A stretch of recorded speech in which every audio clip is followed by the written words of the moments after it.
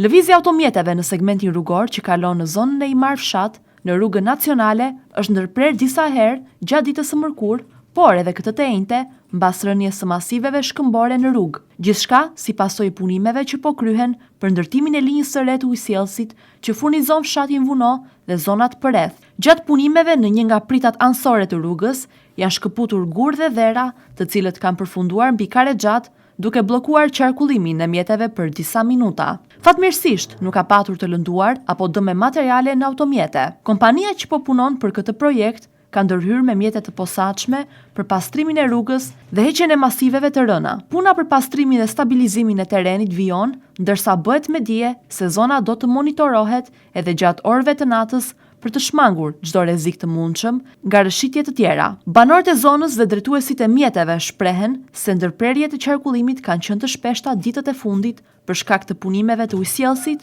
që po zhvillohen përgjatë segmentit rrugor. Ata kërkojnë nga institucionet që të marrin masa shtesë sigurie për të shmangur incidente të ngjashme në të ardhmen. Projekti i ujësjellësit është një investim i rëndësishëm për komunitetin, por terreni i vështirë dhe ndërhyrjet në zonat shkëmbore kërkojnë një kujdes të shtuar. Policia rrugore i bën apel drejtuesve të mjeteve që të tregojnë kujdes të shtuar gjatë qarkullimit në këtë segment dhe të ndjekin sinjalistikën dhe udhëzimet e punojësve të shërbimeve publike deri në normalizimin e plotë të situatës.